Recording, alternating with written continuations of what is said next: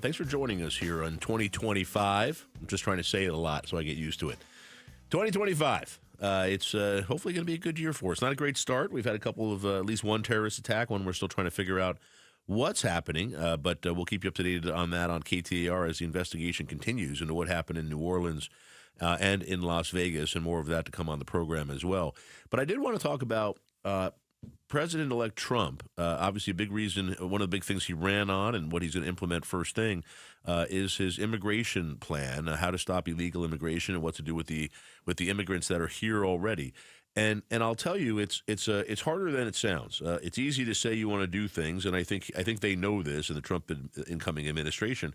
But it can be much harder to actually implement some of those things, and it can be difficult to do this from a legal perspective. So let me talk to you about some of the things that Trump is facing as he heads into office. And by the way, one of the things they're talking about, and I think this is going to happen, is Trump is going to declare a national emergency related to immigration, if not on his first day, very quickly after he enters office. And the president can do that. He can declare a national emergency. And what that does is it opens up different federal funds that he can use, and also allows him to use the military to combat illegal immigration. So it's going to, and to really take, this is something we should be talking about, but it's to take some of the money that has been approved for military, for our defense, and to use that towards illegal immigration now. So look for that to be one of the first legal things that Trump does. But from a practical application standpoint, these are some of the things legally that Trump will be facing as he tries to bring the hammer down on immigration. So first off, we understand that one of the bigger issues we have with illegal immigration right now is people coming to the country and asking for asylum. This has been going on for a very long time, and most immigrants in the U.S. illegally cannot be deported without a hearing. They can't. They have to have a hearing in an immigration court where they have the chance to ask for asylum or another avenue to stay in the country. But the immigration courts, and this is something that's been very frustrating to many people, the immigration courts are so backlogged that hearings are being scheduled now, far into the future, as far out as 2029. Imagine that for a minute. So they're already being scheduled out 3, 4, 5 years out just to get into an immigration hearing. That's how backlogged our immigration courts are. So while they're waiting for the hearings, the illegal immigrants are able to, they're given work permits so that they're not living off the government. They're allowed to work. They're allowed to find legal employment in the United States. And what Trump says is that's a factor in why so many people are coming here, because they know that if they can get in the country and ask for asylum, they'll be given a hearing years out, and they can work and make money and send money home, and that's why they're here. By the way, one of the side effects of kicking people out of the country is that these people are working. Most of these people are not really getting any long-term benefits. They're working. So you're going to lose a lot of our workforce, people who are doing jobs right now that many Americans don't want to do, and that's something to think about. But from a legal perspective, getting those people out of the country faster, how do we do that? So because that's what Trump is vowed to do. How do you deport these folks that are here legally and seeking asylum under our law? They're not here illegally. They've come here. The way our law is set up, they've come here legally, and even if they don't win their court cases, they get to stay for many years in the meantime. Outside estimates, experts who deal with this stuff have estimated that Congress would have to hire 5,000 new immigration judges in order to go through this backlog in a relatively quick manner. Not by tomorrow, but in the next year. 5,000 new immigration judges. To give you an idea of how many that is, guess how many immigration judges we have right now. Pablo, you want to guess?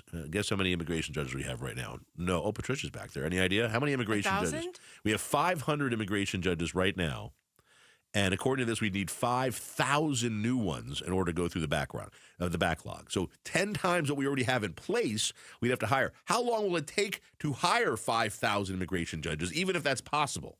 I don't know if that's possible. Think about that for a second. So none of this is going to happen very quickly. So that's one of the big hurdles facing the Trump administration if they're going to try to come in and go through this backlog faster. It's going to be very, very difficult to do that. There'd have to be a change in the law, because Trump is going to come in and say, well, we're going to change this. By the way, this is why Trump and even Biden towards the end tried to have these folks asking for asylum wait in Mexico. Remember the Remain in Mexico program? That was designed so that you don't come in the U.S. and get to hang out here for years until your hearing. You wait in Mexico before the hearing. in order to make that actually happen legally, they'd have to change the law. They'd have to go through the Congress, and they'd have to figure that out. Going to be very difficult. All right, number two, things that would be troubling for Trump here. There's a lack of ICE agents, the U.S. Immigration and Customs Enforcement Agency. Those are the folks responsible for arresting illegal immigrants that are here in the country illegally. So these aren't the folks that have come into the country asking for asylum. These are people that came into the country illegally, just came over the border illegally. How do we get them out? So Trump has, there have been talks of roundups and things like that. Well, right now there's 6,000 agents on staff and funding to jail about 40,000 illegal immigrants at any given time. There's millions of people that we're alleging are here illegally, right? Millions. So we don't have the agents, we don't have the places to put them, we don't have the planes needed to deport millions of people back home. We don't have that stuff in place right now. Now, part of that declaring a national emergency could bring the military into it. You could use military planes to bring people back if they can be captured. But even if you have to go out and recruit new Border Patrol agents and have new asylum officers to hear claims that are made outside of court, all of that is going to take a lot of time. And by the way, they're struggling to hire Border Patrol agents now. In other words, they're trying to hire more Border Patrol agents now. They've been trying to hire more, and they're not able to do it. So it isn't like this is just magic where suddenly we can create thousands and thousands of new Border Patrol agents. Keep in mind that unemployment is really at a historic low. It's at an all-time low. There aren't a ton of people looking to become Border Patrol agents right now. Now, the Republicans are hoping to use the reconciliation process to pass billions of new dollars in spending for ICE, as well as Trump's border wall, without needing any Democratic votes, and that may happen. And if the money comes, they can use it to recruit new ICE officers and get more space. But even that is going to take some time. So none of this is going to happen instantly, but it could certainly happen over the course of Trump's 4 years in office. So we'll see how that plays out. But that national emergency part, which is going to happen soon, after Trump takes office, that will help this in many ways. Another issue that Trump will have is blue states that have Democratic governors and cities that have Democratic mayors who have said they're not going to help in this process. They're not going to allow their police departments or their state police to help in the immigration roundup process. In Chicago, for example, the mayor there said recently that he would not cooperate with federal immigration authorities. He says the law is clear. He can't do that. Local police officers are not federal agents. That's what he said.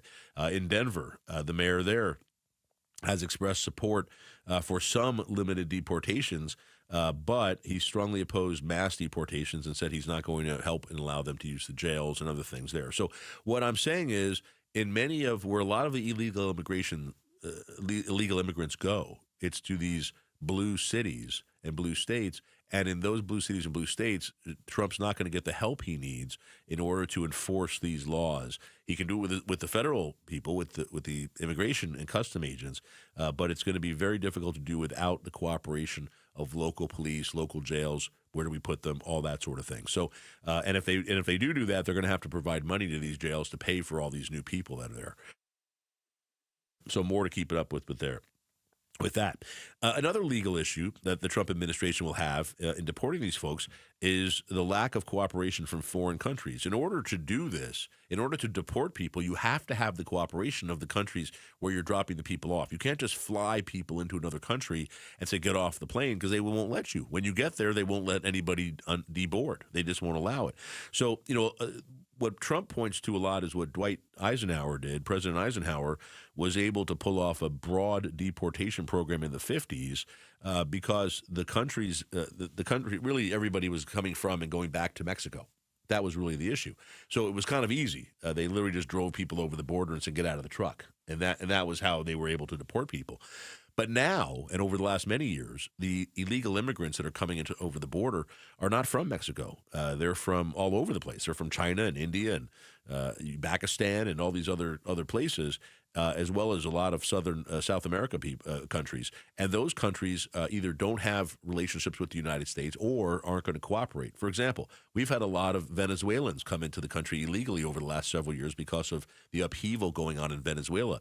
We don't have diplomatic relations with the regime in Venezuela, and they're certainly not going to take these people back. So, again, the question is, so if you round up these Venezuelans who are here illegally and say we're going to deport you back to Venezuela, how do you do that? We can't coordinate with anybody there. They're not going to agree to take them. What do you do now? Well, you say, well, we're going to drop them off in another country. We'll drop them off in Mexico. Well, Mexico has to agree to take these people in then. You can't just go around the world dropping people who aren't from your country in those countries and creating an immigration issue there. So lots of stuff still to deal with there as well. And then finally, it's that asylum process. And Trump's tried to get around it. Biden's tried to get around it. They need to change the law. You need to have a change in the law into how we deal with visas, a lot of the illegal immigrants in the country, I think as much as 50%, are here illegally because they overstay their visa. So there have to be changes in visa laws. There has to be changes in asylum requests, how you can do that. There's a lot that needs to happen, and that really should happen on a bipartisan basis. I don't know if that's possible, but if Republicans try to do it on their own, I think it's going to be very difficult to get it passed through the House and also in the Senate with a filibuster. There's things you can do financially with reconciliation, but you can't change laws, and that's going to be difficult. So we'll see how what Trump is able to do. Certainly he's going to put a lot of effort in, and I think he's going to try to do a lot of what he said he was going to do as it pertains to immigration. But legally, it's going to become a little bit more difficult as time goes on. Thanks for watching the Mike Broomhead Show. Catch up on Amazing Arizonans, a KTAR News podcast, and click the button in the middle to subscribe.